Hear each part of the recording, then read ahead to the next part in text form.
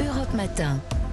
Nicolas Caro, le livre du jour. Vous nous parlez ce matin de littérature, mais pas tout à fait comme d'habitude. Je vous parle des plagiats et impostures littéraires. C'est le titre du livre de Philippe Di Folco chez Écriture, sous-titré pour être clair: canular, escroquerie, mystification, supercherie et autres trafics de textes. Qu'est-ce qu'on trouve comme supercherie, par exemple? Il n'y a qu'à se baisser, comme ce best-seller dont on ne connaît pas l'auteur et qui a été réécrit plusieurs fois. Ça se passe en 1737 en Angleterre. Un livre est publié anonymement. Le titre, accrochez-vous: Les aventures de Gaudence de Luc, compte rendu d'un voyage dans un pays inconnu situé dans les déserts d'Afrique. Il est présenté comme étant un manuscrit retrouvé qui prouverait que la civilisation égyptienne antique a survécu au cœur du Sahara. Incroyable, dans ce livre, un certain Gaudence de Luc donc explique qu'il se serait perdu dans le désert, dans une région appelée Mésoranie, et aurait donc découvert cette société étonnante où tout est parfait, une sorte d'utopie.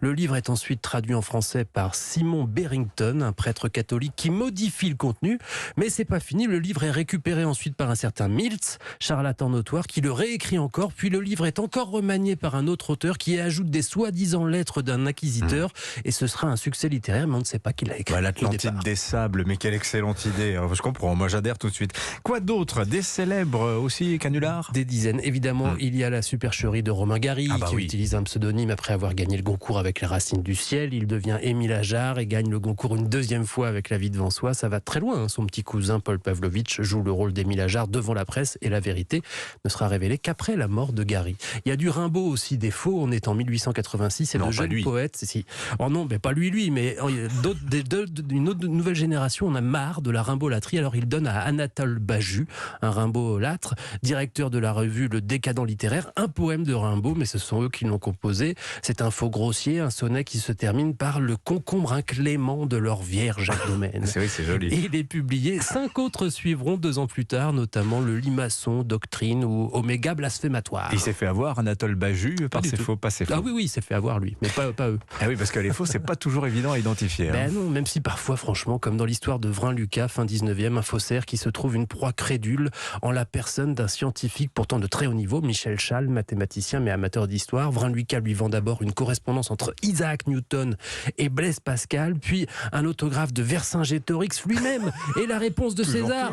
Des lignes écrites de la main de Charlemagne, enfin des aberrations. En tout, plus de 20 000 pièces pour plus de 140 000 francs or dépensés par Michel Schall, plusieurs millions de nos euros. Ah oui. Mais enfin, la fiction elle-même est un mensonge, Dimitri, si on veut. Je termine avec Sacha Guitry, c'était dans le livre. Shakespeare n'a jamais existé. Toutes ces pièces sont l'œuvre d'un autre qui s'appelait également Shakespeare. Oh, c'est joli, ça laisse à méditer. Plagiats et impostures littéraires d'hier et d'aujourd'hui chez Écriture. Ça a l'air vraiment passionnant, cet ouvrage. Merci Nicolas. Caroline Speller, aujourd'hui, vous nous proposez de vivre le jeu vidéo à travers un événement, la Paris Games Week. Oui, après 2 années blanches dues au Covid, le salon Paris Games Week, PGW pour les intimes, revient. Certes, dans un format light avec un hall au lieu de 3, mais attention, 45 000 mètres carrés tout de même. Il reste le plus grand salon du jeu vidéo en France par son contenu. Alors, quel est le programme de cette édition 2022? Alors, gros suspense, on joue. Les 3 constructeurs, Microsoft, Enfin, on Nintendo. essaye, parce qu'il y a toujours une file d'attente de 3 heures pour Oui, chaque mais jeu. On on peut peut jamais prendre. essayer dans ces cas-là. Si, on peut tout de même. Allez. Faut de la patience. Puis Un les peu de manettes, elles sont patience. poisseuses. Et de passion, avec la passion, c'est la passion, on y arrive. Les 3 constructeurs, Microsoft, Nintendo, Sony et des éditeurs comme Ubisoft, nous font tester donc les dernières sorties et les futurs hits de 2023. Attention, mais pas que. On découvre ce loisir en famille, dans un espace pédagogique. On ravive nos souvenirs dans la zone rétro gaming, où on assiste à la projection d'un concert philharmonique dédié aux jeux vidéo, enregistré au Corrégie d'Orange, le festival d'art lyrique français. Ah tiens, en parlant d'art, le savoir-faire, la créativité du jeu vidéo français, c'est pas qu'une légende, on va la voir sur le salon? Oui, la PGW est la vitrine de cet écosystème dans un espace made in France avec 30 studios et éditeurs français, mais aussi des écoles et les formations sur les métiers du secteur.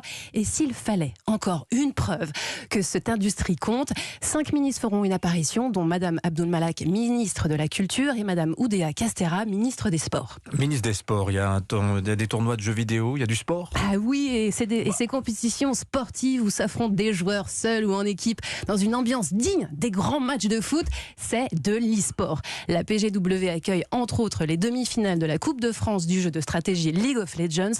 Et attention, les seniors sont même de la partie dans une finale nationale de Wii Sport Bowling. Ah oui, ils sont imprenables. Ah mais oui, mais il y a une super ambiance en plus, il faut voir ça.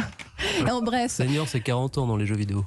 Ah non, 65. Ça va même jusqu'à 90. En bref, la Paris Games Week est bien la célébration du jeu vidéo pour tous, sur toutes ses formes. C'est du 2 au 6 novembre à la porte de Versailles. Attention, les billets s'achètent uniquement sur Internet. Voilà, et il n'y en a pas pour tout le monde. Donc si vous voulez y aller, ne traînez pas. Ça commence demain. Donc merci beaucoup, Caroline Speller, Nicolas Caro. À demain, la semaine prochaine, 7h52 sur Europe 1.